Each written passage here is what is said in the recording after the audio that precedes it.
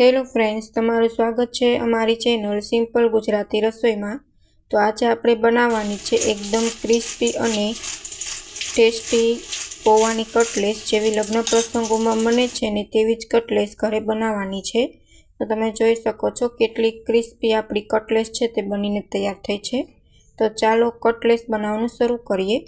તે કટલેસ બનાવવા માટે સૌથી પહેલાં અહીં મેં બધી જ સામગ્રી છે તે લઈ લીધી છે। તેમાં પૌવાની કટલેસ બનાવવાની છે એટલે તેના માટે મેં 1 બાઉલ જેટલા પૌવા લીધા છે। હવે તેમાં આપણે ગાજર, તીખું મરચું, ટામેટું, ડુંગળી અને બોઇલ કરેલા અહીં મેં 4 નંગ બટેકા લીધા છે। હવે સૌથી પહેલાં આપણે બટેકા છે તેને કાંટા સ્પૂનની મદદથી આપણે માવો કરી લેવાનો છે।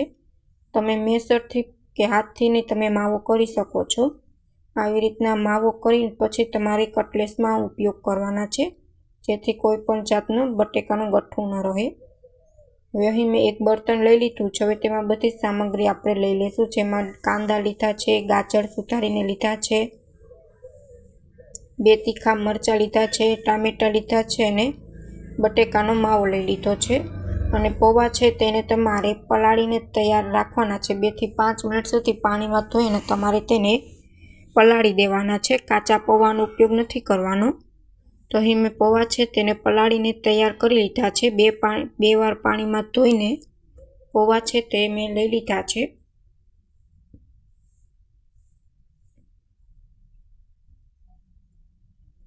હવે બધી જ આપણે સૂકા મસાલા એડ કરી દઈશું, જેમાં અડધી ચમચી હિંગ, 1 ચમચી હળદર, 1 મોટી ચમચી જેટલું ધાણા જીરું પાવડર, અડધી ચમચી જેટલી ગરમ મસાલો, સ્વાદ પ્રમાણે મીઠું એડ કરી દઈશું અને 1 ચમચી જેટલું લાલ મરચું પાવડર એડ કરી દઈશું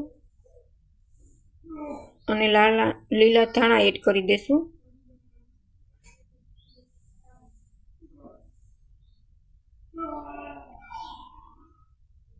બધા જ મસાલા એડ કરી દીધા છે। હવે ઉપરથી આપણે પૌવા એડ કરી દઈશું। તમે જોઈ શકો છો પૌવા છે તે પણ સારી રીતના પલળીને તૈયાર થઈ ગયા છે, એકદમ છૂટા છૂટા। આ પૌવા મેં 2 વાર પાણીમાં ધોઈને 5 મિનિટ સુધી પલાળીને રાખ્યા હતા। હવે આપણે સારી રીતના હાથની મદદથી એકદમ માવો કરી લેશું। કટલેસ બને તેવો આપણે એકદમ બધું મિક્સ કરીને પૌવા અને બટેકાનો માવો છે તે તૈયાર કરી લેશું।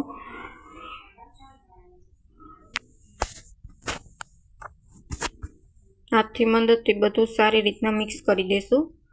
તો અહીં બધું જ સારી રીતના મિક્સ થઈ ગયું છે। હવે આપણે હાથની મદદથી તમારે જે પ્રમાણે નાની કે મોટી સાઇઝમાં તમારે કટલેસ બનાવવી હોય તે પ્રમાણે તમારે બનાવી લેવાની છે।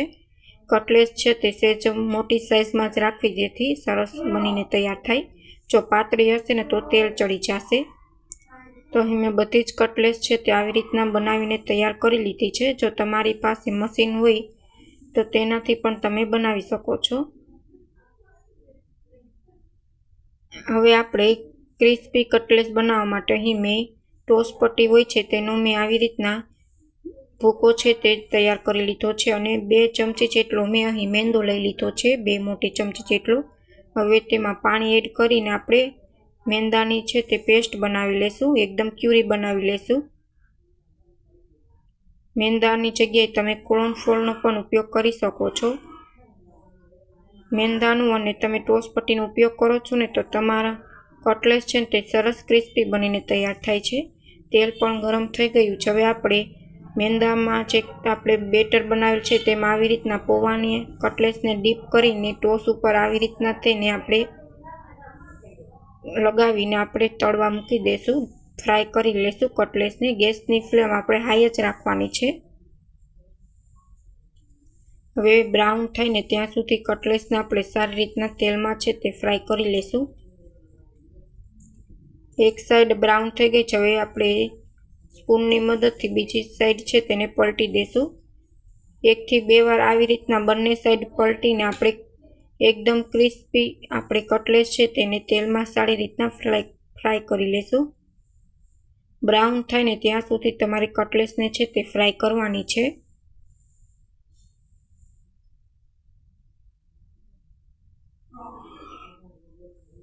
જો તમને અમારી રેસીપી ગમે તો ચેનલને લાઇક કરજો, શેર કરજો અને સબસ્ક્રાઈબ કરજો અને કમેન્ટમાં જરૂર કમેન્ટ કરીને જણાવજો કે તમને અમારી રેસીપી કેવી લાગી।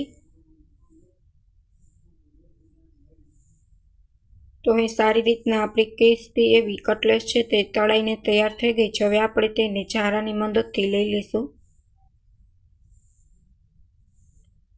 તો અહીં બધી જ કટલેસ છે તે લઈ લીધી છે। તમે જોઈ શકો છો કેટલી સરસ ક્રિસ્પી અને ટેસ્ટી બનીને તૈયાર થઈ છે।